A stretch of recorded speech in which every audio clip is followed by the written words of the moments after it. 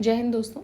हम अर्बनाइजेशन का chapter discuss कर रहे थे in the demography part and 90 questions हमने कवर कर लिए थे। 91 से हम स्टार्ट करेंगे। सो बिफोर वी स्टार्ट आपको बता दूं कि आप प्लेलिस्ट चेक कर सकते हैं और 4 घटना चक्र की प्लेलिस्ट वहाँ पे अवेलेबल है। हिस्ट्री, इकोलॉजी ये पूरी हो चुकी है और इकोनॉमिक्स और घटना ज्योग्राफी ये अभी हम कर रहे हैं, इसको रनिंग है ये। साथ ही साथ आपके लिए आई दृष्टि करंट अफेयर्स की प्लेलिस्ट भी अवेलेबल है, आप वो भी चेक कर सकते हैं। ठीक है, so let's start with the question number 91 without wasting any further time. Which of the following statement is false? According to 2001 census, 35 million, there are 35 million population cities in India. Mumbai is the largest million population city of the country. Kawal towns are the only million population cities in Uttar Pradesh. Northeastern states have no million population city. तो देखिए ये सही है, ये भी सही है, ये भी सही है, ये गलत है। ठीक है, as per the census 2011 the number of 10 लाखी मतलब कि million cities in Uttar Pradesh 2011 के हिसाब से पूछ रहे हैं तो कितनी है? 7 है, 7। ऑल दो भी बढ़ गई हैं बट 2011 के सेंसस जो अभी हम फॉलो कर रहे हैं उसमें 7 है, तो नए सेंसस में बढ़ के आएंगे obviously. Arrange the following million cities of Uttar Pradesh in ascending order of their population size. कम से ज़्यादा कि मैं क्रम में लगाना है, असेंडिंग ऑर्डर में। सो 2011 का हम देख रहे हैं।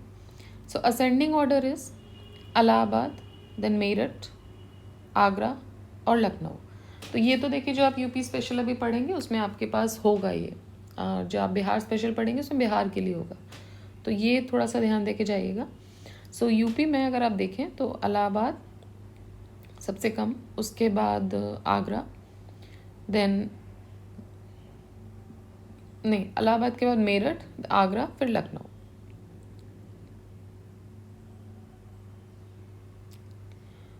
और या फिर डिसेंडिंग में अगर आप लगाओगे तो लखनऊ, आगरा, मेरठ, इलाहाबाद, जिसको प्रयागराज बोल रहे हैं।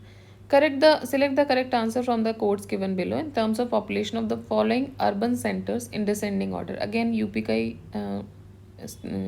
ये पूछे आपके डिस्ट्रिक्ट। सो मेरठ, आगरा, गाजियाबाद, वाराणसी सबसे ज़्यादा है, डिसेंडिंग में लगाना। सबसे ज़्यादा है गाजियाबाद में, गाजियाबाद के बाद Agra, then Varanasi and then Meerut. Which of the following are among the million plus cities in India on the basis of data of the census 2001? 2001 के सेंसस के हिसाब से मिलियन प्लस सिटीज़ पूछ रही है। सो उसके हिसाब से मिलियन प्लस सिटीज़ सारी थी लुधियाना, कोची, सूरत और Nagpur. –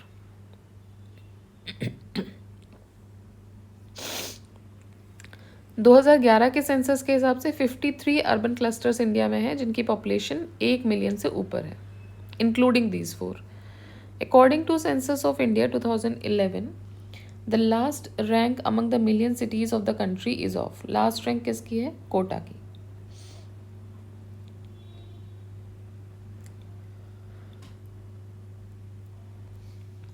So Kota ranks last in the list of million cities.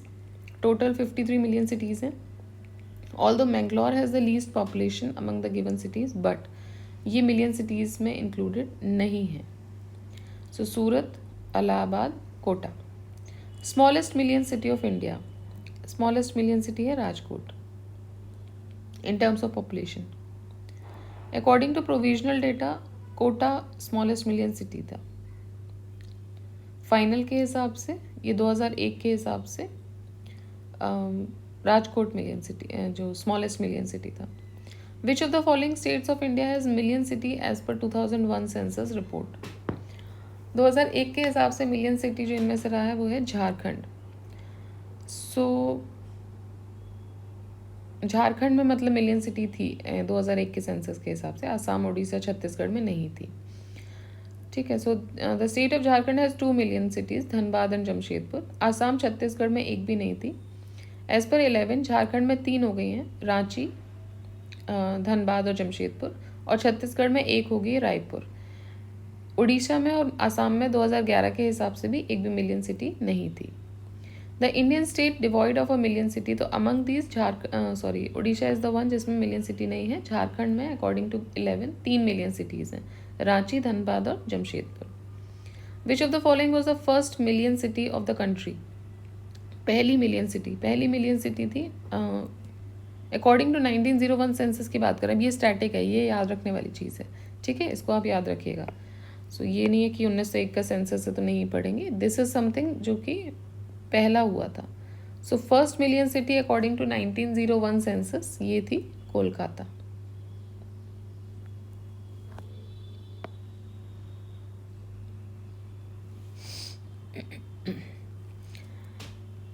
It had a population of about 15.1 lakh and at that time Kolkata was the only city in India जिसकी population 1 million से ज़्यादा थी. Number of million cities in the country was 12 in 1981, 23 in 1991, 35 2001. 2011 के हिसाब से number of million cities 53 हो गई हैं. सबसे लास्ट मिलियन सिटी जो है वो है Kota. Which of the following metros has the highest sex ratio.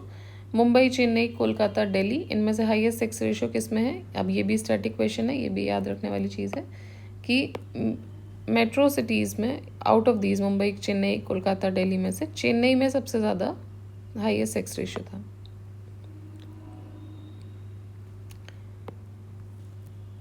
– 2011 में अगर हम देखें तो भी चेन्नई में ही सबसे ज़्यादा है.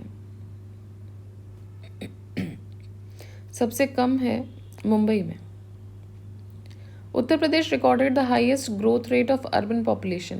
कौन से डेकेड में उसने highest growth rate urban population की देखी. 71 to 81 के डेकेड में उसने देखा. सो उत्तर प्रदेश की अगर हम बात करें तो 61 से 71 में 29.72 थी और there was a surge of 60.89. ये सर्ज देखने को मिला, ठीक है. Then there was a decline again, फिर डिक्लाइन हुआ एंड फिर डिक्लाइन हुआ, ठीक है. तो ये स्टडी डिक्लाइन है. एक बार 61 से 71 में 29.7 था. इस पीरियड में इंक्रीज होता है, उसके बाद डिक्रीज जा रहा है, ठीक. सो 81 के बाद से स्टडीली डिक्रीज हुआ है. According to provisional figures of census 2011 of India, the density of population is highest in which of the following cities of UP. So 2011 के हिसाब से गाजियाबाद में हाईएस्ट थी. According to provisional and final figures of census of 2011, most densely populated city of Uttar Pradesh है गाजियाबाद. और final data के हिसाब से population density of Ghaziabad 3971 person पर स्क्वायर किलोमीटर है. Which of the following statement is not true? Today, nearly 28% of India's population resides in towns. Year 1921 is the great division in demographic history of India. Mumbai most populous metropolis है India का और 5 million plus cities हैं उत्तर प्रदेश में, ठीक है. So only 5 million plus cities आपको देखने को मिलेंगी यूपी में. According to census 2001, 27.8% of India's population, 31.2% as of 2011 census, ये cities में रह रहे थे. The year 1921 is known as the year of demographic divide because ये इकलौता सेंसस ईयर था जहाँ पे डिक्रीज देखा गया था in the growth of population 1921 में. फिर 1921 के बाद एक ट्रेंड आया कंटिन्यूस राइज का पॉपुलेशन का of India. Greater Mumbai is the most populous metropolis of India. Population है वहाँ पे 18.4 मिलियन इन 2011.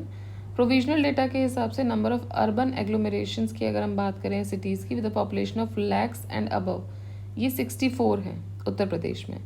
2001 के सेंसस के हिसाब से 6 सिटीज़ थी, ठीक है, end of more than 1 million.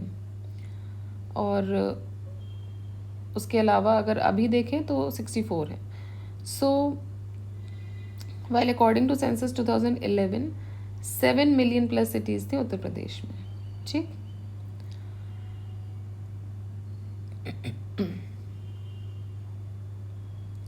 Alright. So 1 million population की अगर बात करें तो 6 सिटीज़ थी उत्तर प्रदेश में और 2011 के हिसाब से कितनी है, 7 है. Which of the following statement are correct. The northern cities of India have in general an unbalanced sex ratio.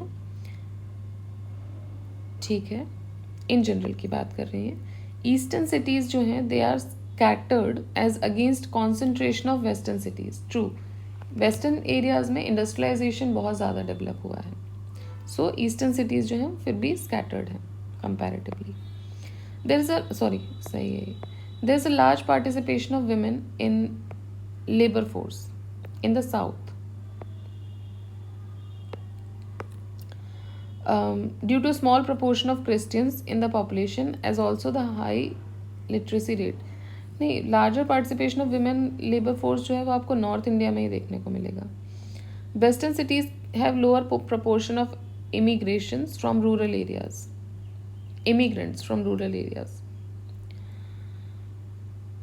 Okay, ये भी सही है. सो अनबैलेंस सेक्स रेशियो जो है जनरली आपको नदर्न सिटीज़ में देखने को मिलता है. वेस्टर्न सिटीज़ कॉन्सेंट्रेटेड होती हैं, बल्कि ईस्टर्न सिटीज़ थोड़ी सी स्कैटर्ड होती हैं.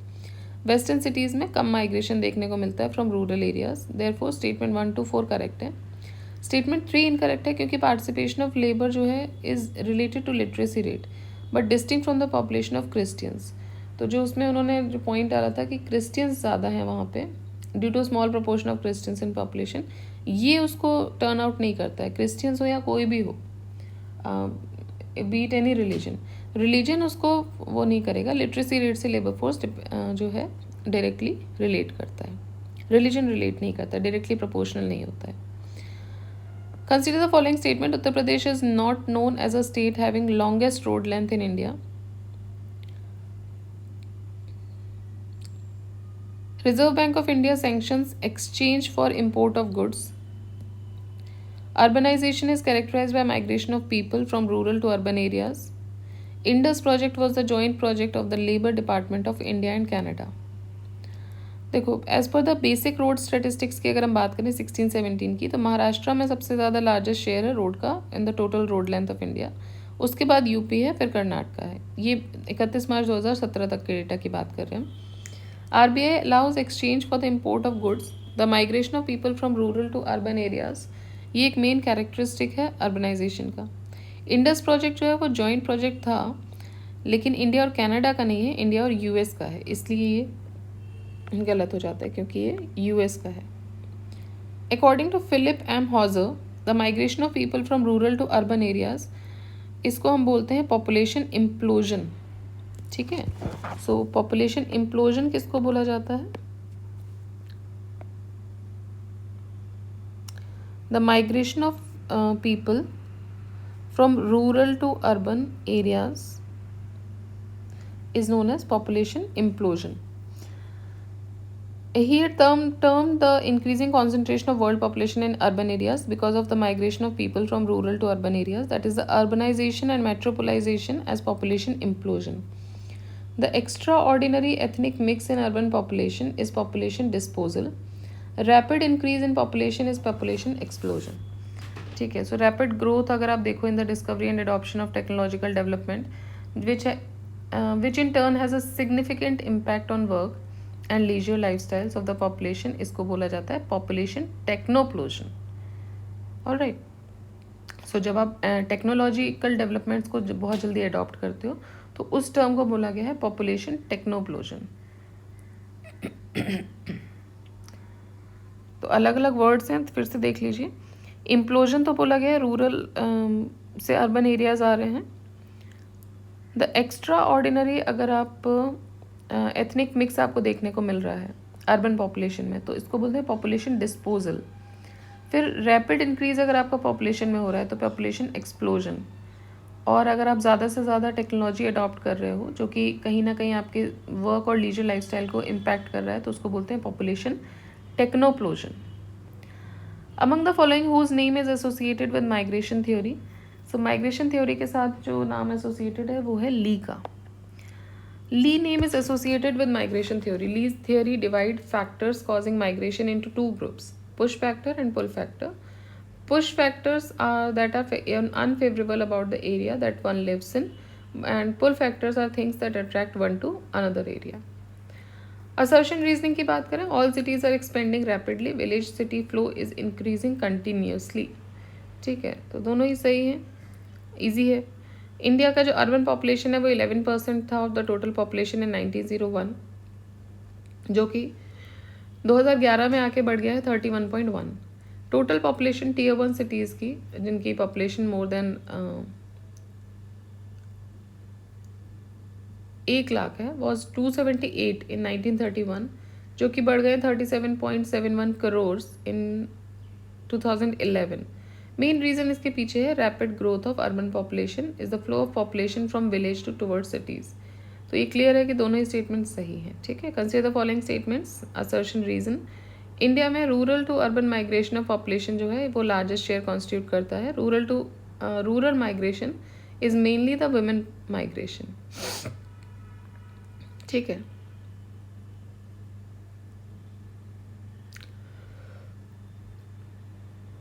फिर से पढ़ लीजिए, इंडिया में rural to urban migration of population constitutes the largest share.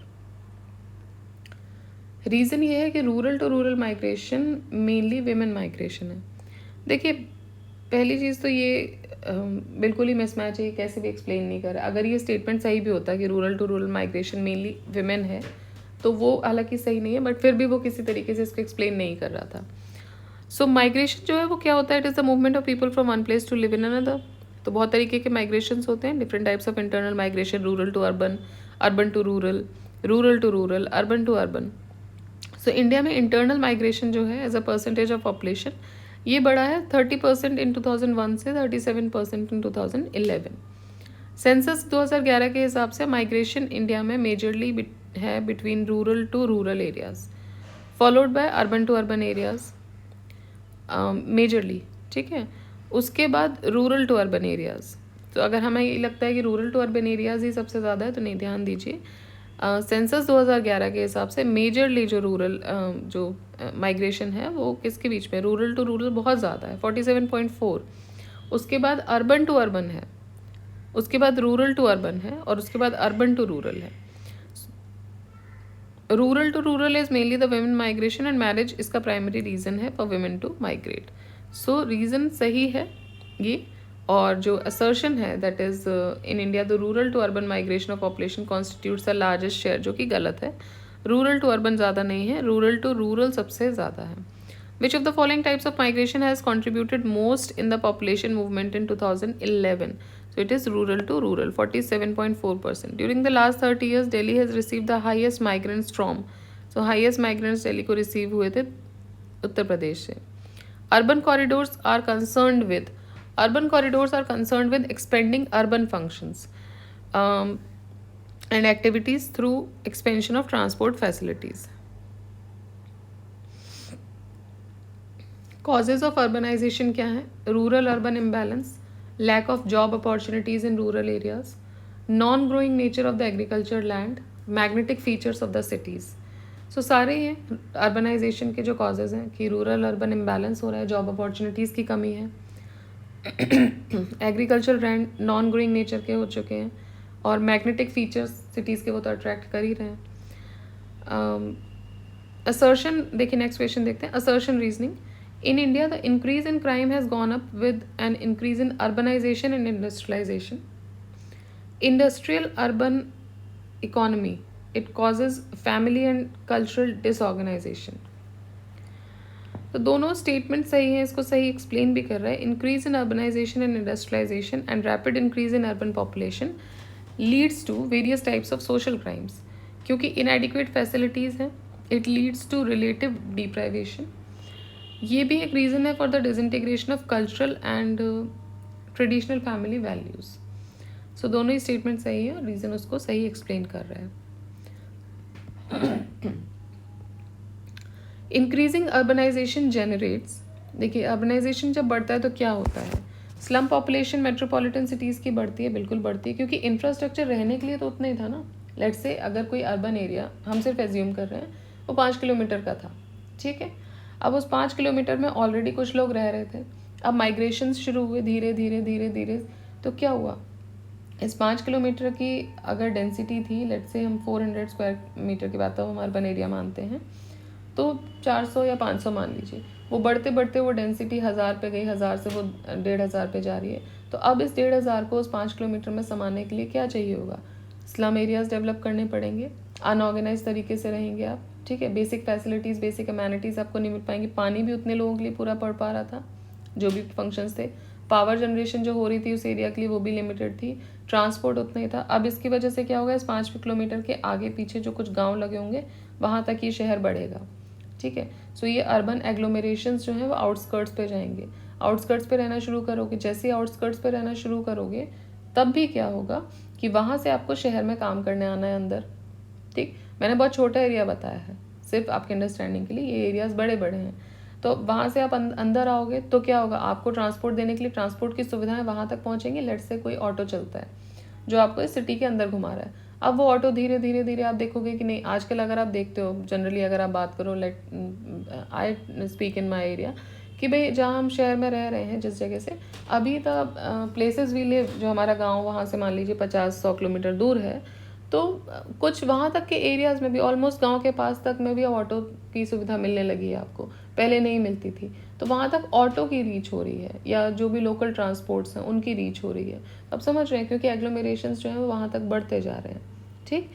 तो जस्ट फॉर अंडरस्टैंडिंग ये कि जो फिर स्लम सिटीज़ बहुत ज़्यादा डेवलप होंगी, आउटस्कर्ट्स जैसी जो चीज़ें हैं, जैसे दिल्ली है, दिल्ली मेन दिल्ली के अलावा क्या होता है, यूपी वाला एरिया बढ़ गया, यूपी ना, गाज़ियाबाद, द्वारका, जो ऐसा एरिया जो कभी डेवलप नहीं था, आप अगर आज से 10 साल पहले देखें या अभी थोड़ा, तो बहुत ही आपको डर लगता था कभी कभी जाने में, बिल्कुल खाली एरिया था वो। अभी आप देखिए बहुत अच्छा डेवलप हो गया एरियाज। तो ये आउटस्कर्ट्स हैं जो धीरे धीरे धीरे धीरे डेवलप हो रहे हैं, right. So increasing concentration, second point है increasing concentration of population in large urban centres, rapid decline in quantity and quality of services, ठीक। Fast upgradation of infrastructure facility, देखिए ये यहाँ तक तो ठीक था, फास्ट अपग्रेडेशन नहीं हो पा रही, पेसअप नहीं कर पाओगे आप इतने लोगों के साथ, सो वो नहीं हो रहा है। सो 1, 2, 3 इसमें सही है। Consider the following statements and select the correct answer from the codes given below. Maharashtra is the most urbanise state in the country. तो देखिए महाराष्ट्र तो नहीं है, गोवा मोस्ट अर्बनाइज स्टेट है। Urban growth is transforming coastal areas into concrete forest, this is very true. Urban areas जो coastal, let's say coastal states हैं, coastal cities हैं, तो वहाँ पे अर्बन एरियाज के वजह से जो कोस्टल एरियाज हैं वो कॉन्क्रीट फॉरेस्ट में बदल रहे हैं। Countries largest city is being built between Mumbai and Ahmedabad. Country's largest city is being built between Mumbai and Ahmedabad. Okay. So, cities are full of slums and highly polluted. ठीक है। तो देखिए according to census 11 and 1, Goa most urbanise state था in percentage, while Maharashtra में highest population है among all the states. Remaining all options are true. Okay, third option क्या है, country's largest cities being built between Mumbai and Ahmedabad. Alright. Assertion है roots of urban property in India lie in rural areas. Rural areas have low level of literacy, ठीक है। तो urban poverty के जो roots हैं, अभी अर्बन एरियाज में भी बोल रहे हैं स्लम एरियाज बढ़ रहे हैं, पुअर बढ़ रहे हैं, उसकी जो रूट है वो कहाँ है, वो रूरल एरियाज में है, क्योंकि रूरल एरिया से माइग्रेशन देखने को मिल रहा है, ज़्यादा लोग आ रहे हैं शहर में। अब आ क्यों रहे हैं, रीज़न क्या है उसका, इनडायरेक्ट रीज़न अगर हम देखें, लो लेवल ऑफ लिटरेसी है वहाँ पर। So low level of education की वजह से most villages do not do low quality work in cities and they have a life of deprivation. So migrant villagers have the largest share in urban property. So दोनों ही statement इसमें reason सही है। The percentage of population living in the slum is highest in, so it is highest in Mumbai. When the question was asked, 2011 के census के हिसाब से slums constitute 41.3% of total urban households in Mumbai, जो कि अब highest है. The total number slum population in India is 6,54,94,604. मुझे पीछे से पढ़ना पड़ता है, which is 5.4% of the total India's total population and 17.4% of total urban population. समझ रहे हैं आप, this is a very significant percentage of people जो slum में रह रहे हैं. Which of the following cities has the largest slum population? So among these अगर हम देखें तो दिल्ली है, फिर सबसे ज़्यादा मुंबई में है, फिर दिल्ली में है, फिर कोलकाता में है, उसके बाद चेन्नई में है. Proportion of slum households in metro cities according to 11 census, greater Mumbai, then Kolkata, अब कोलकाता फॉर सेकंड पे आ गया 2011 के हिसाब से, देन चेन्नई और फिर दिल्ली। दिल्ली जो सेकंड नंबर पे था वो लास्ट में पहुंच गया है।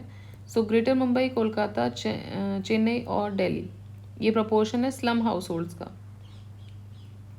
Arrange the following states of India in descending order of there slum population. सबसे ज़्यादा है आपके महाराष्ट्र में, उसके बाद आंध्रा, उसके बाद वेस्ट बंगाल एंड लास्ट में यूपी। सो महाराष्ट्र में 18.1, आंध्रा में 15.6, वेस्ट बंगाल में 9.8 और यूपी में 9.5, तमिलनाडु में 8.9। इसके बाद एक और आ जाएगा टॉप 5 अगर आप देख लें तो Tamil Nadu. In India the maximum number of cities reporting slums are, maximum number of cities जो स्लम हैं जहाँ पर Tamil Nadu. According to census 2011 the descending order of top 5 states क्यूटीज in terms of number of slum reporting cities are, so it is Tamil Nadu 507, Madhya Pradesh 303। In terms of number बोल रहे हैं तो तमिलनाडु हो गया। अर्बन इंडिया अर्बन ऑब्जर्वेटरी ये कहाँ पर लगाई गई है? सो इंडिया अर्बन ऑब्जर्वेटरी ये है दिल्ली। अर्बनाइजेशन बहुत जल्दी हो रहा है। To enable the sustainable growth in cities and make them more viable liveable, it is essential कि आप फोकस करो on evidence based planning and policy formulation. As a step towards this India urban observatory establish की गई ministry of housing and urban affairs office में। ये एक data analysis और management hub की तरह काम करता है and it brings together people and institutions to work collaboratively. एक कॉमन विजन होता है इनका to use the data for empowering communities. IUO serves as a repository of insights derived from on-ground knowledge which is available in the urban ecosystem. So it is available from fields where mobility, water, wastewater, sanitation, solid waste management, housing, environment, education, health, ये सारे इसमें features होते हैं. Which of the following does not consist of urban infrastructure? So it is housing.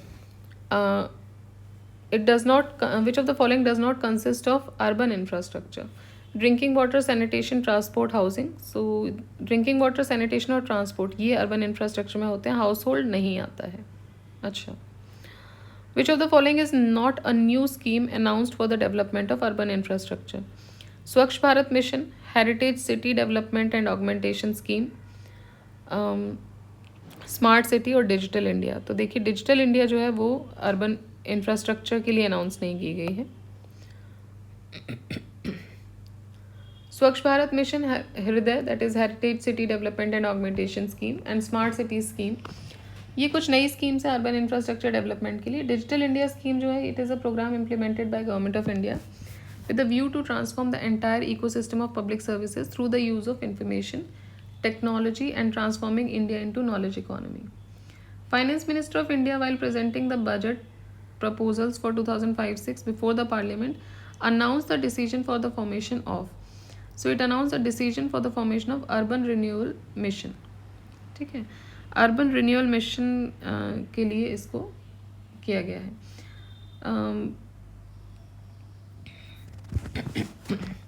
बनाने के लिए proposal दिया गया है। Finance minister of India while presenting the budget proposal 2005-06 का है तो बहुत पुरानी बात है।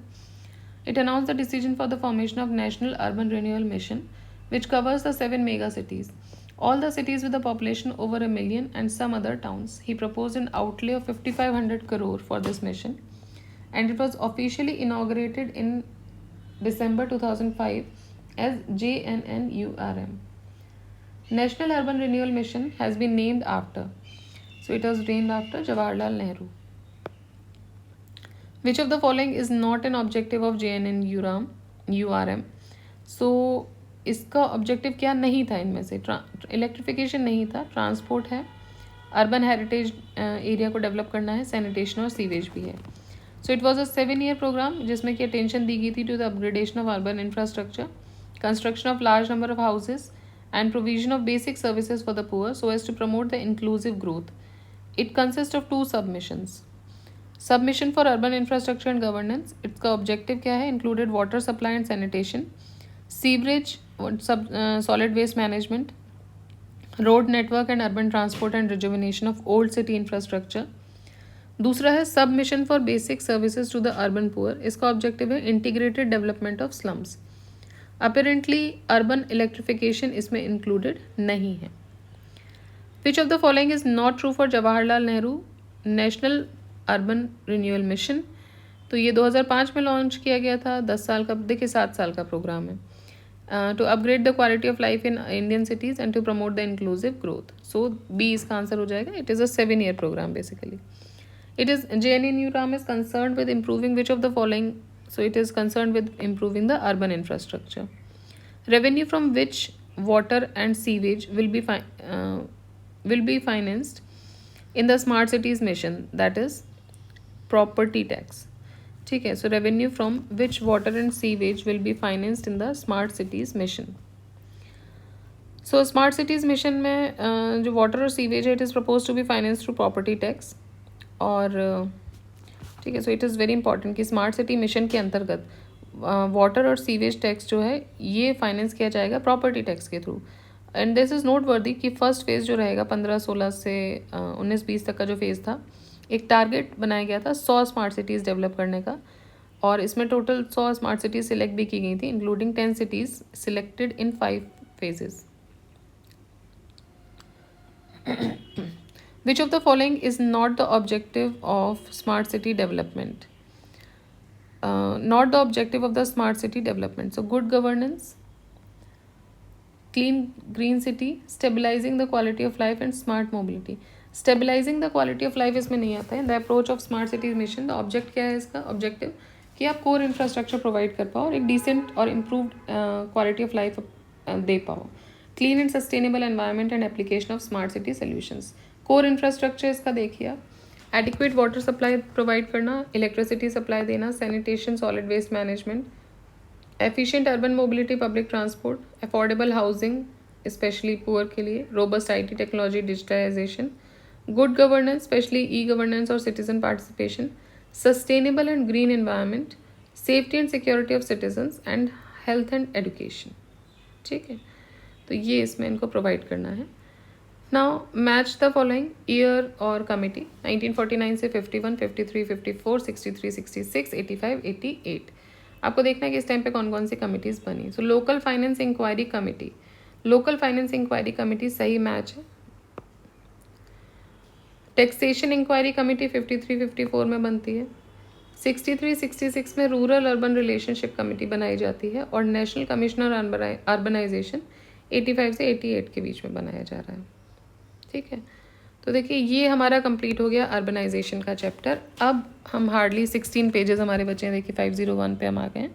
और वर्ल्ड पॉपुलेशन एंड अर्बनाइजेशन ये एक अलग से अभी इसमें वर्ल्ड पॉपुलेशन के संदर्भ में ये चीज़ है. अभी तक हम इंडियन पॉपुलेशन और अर्बनाइजेशन पढ़ रहे थे. ठीक है. तो अब बस ये लास्ट चैप्टर हमारा बचता है और इसी के साथ हमारा इकोनॉमी जो है इति समाप्त हो जाएगा. ऑलराइट. ठीक है. तो नेक्स्ट वीडियो में हम स्टार्ट करेंगे from this world population and urbanisation chapter. तब तक आप लोग रिवाइज कीजिए अच्छे से जो भी अभी तक हमने पढ़ा है. अब तो ऑलमोस्ट पूरी प्लेलिस्ट आपको मिल चुकी है.